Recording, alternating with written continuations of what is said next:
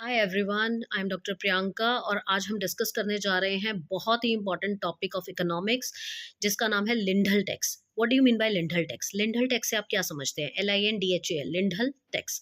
Micro economics का एक बहुत ही इंपॉर्टेंट कॉन्सेप्ट है। लिंडल टैक्स एक ऐसा टैक्स सिस्टम होता है जिसके अंदर एक इंसान को उतना ही अमाउंट ऑफ टैक्स देना होता है जितना वो किसी चीज को यूज कर रहा है। मतलब जितना आप यूज करोगे उतना आप टैक्स पे करोगे। This is a simple concept of Lindahl tax.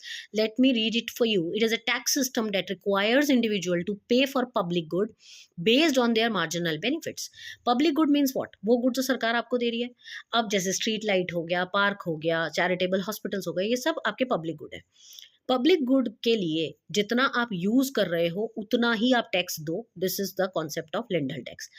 अब लिंडल टैक्स जो है उसमें ये कहा जाता है कि इंडिविजुअल पे करते हैं पब्लिक गुड्स के लिए based on their amount of satisfaction. उनको कितना सेटिस्फेक्शन हो रहा है उस प्रोडक्ट को यूज करने से।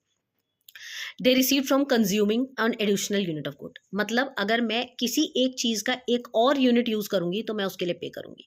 अगर मैं उस चीज की दो और यूनिट यूज करूंगी तो मैं 2 यूनिट के लिए पे करूंगी। मतलब अगर मैं यूज नहीं कर रही हूं तो मैं नहीं पे करूंगी।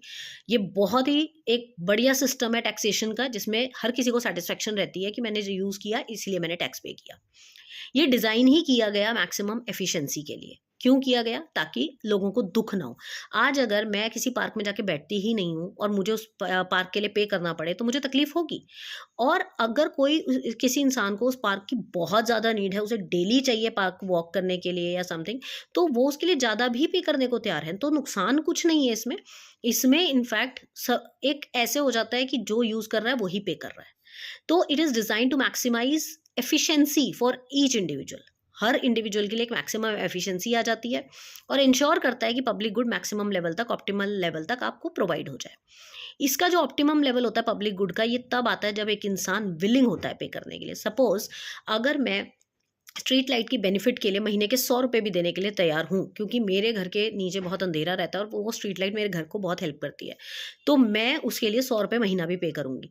बट अगर उस स्ट्रीट लाइट की रोशनी 4 मकान आगे तक वाले को नहीं जाती है तो वो उसके लिए पे नहीं करेगा। ठीक है, वो उसके लिए अगर 10 रुपये भी उसको देने पड़ जाएंगे तो उसको आफत आएगी। तो this is called Lindahl tax. अब ये जो लिंडल टैक्स होता है, it is seen as an individual share of collective tax burden. Collective tax burden में एक इंडिविजुअल का कितना शेयर होता है ये वो बताता है। फॉर एग्जाम्पल, अगर मेरे को पार्क में बैठना बहुत पसंद है तो मैं उस पार्क की मेंटेनेंस के पैसे दूंगी। मगर अगर मेरे पड़ोसी को पार्क में बैठना पसंद नहीं है तो उसको उसके लिए मेंटेनेंस का 1/10 पार्ट भी देने में आफत आएगी। अब ये 3 तरीके की प्रॉब्लम को सॉल्व करता है लिंडल टैक्स का सिस्टम। क्या क्या प्रॉब्लम्स है जिनको सॉल्व करता है? Extent of state activity. एक तो ये स्टेट की एक्टिविटी को बहुत ज़्यादा बढ़ाता है। दूसरा, allocation of total expenditure among good and services. Goods and services पे कितना एक्सपेंडिचर होना चाहिए उसका एलोकेशन करता है। And third is allocation of tax burden. Tax के बर्डन को एलोकेट करता है, डिस्ट्रीब्यूट करता है। तो ये तीनों प्रॉब्लम्स को ये सॉल्व करता है। ठीक है, अब इसी वजह से इसको बेनिफिट टैक्सेस भी बोलते हैं। जी हाँ, लिंडल टैक्स को बेनिफिट टैक्सेस के नाम से भी जानते हैं। तो अगर आपके पेपर में बेनिफिट टैक्सेस आ जाएं तो आपको समझ जाना है कि they are asking for Lindahl tax. Now let's discuss the very important part, the characteristics of Lindahl system. Lindahl tax system की फीचर्स क्या हैं? सबसे पहला, इंडिविजुअलाइज्ड टैक्स बर्डन है। इंडिविजुअलाइज्ड मतलब एक एक आदमी के हिसाब से टैक्स डिफाइन किया हुआ है।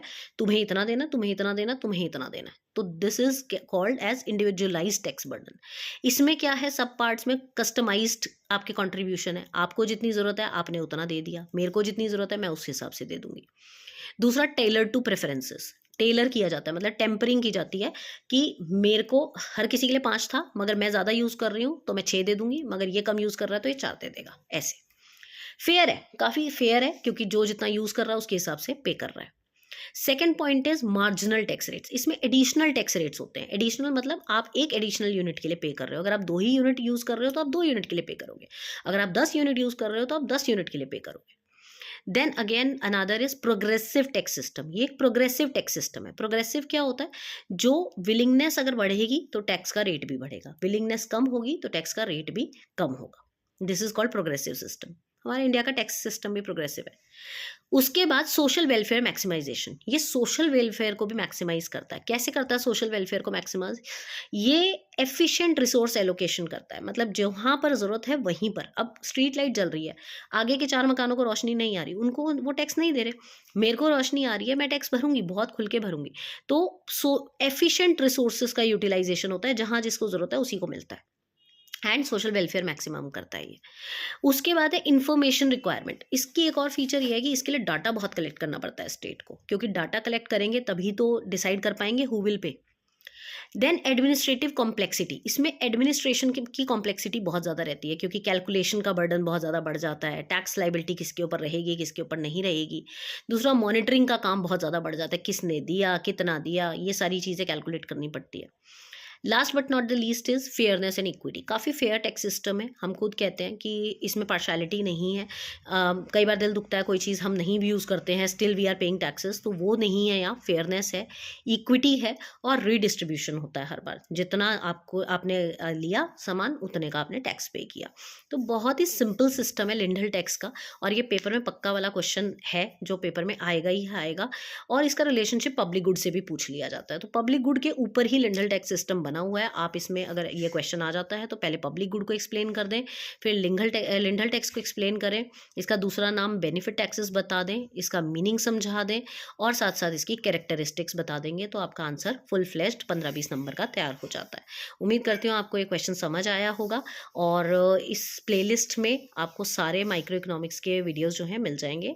Stay tuned, and if you like it, please share it to your friends also. Thank you.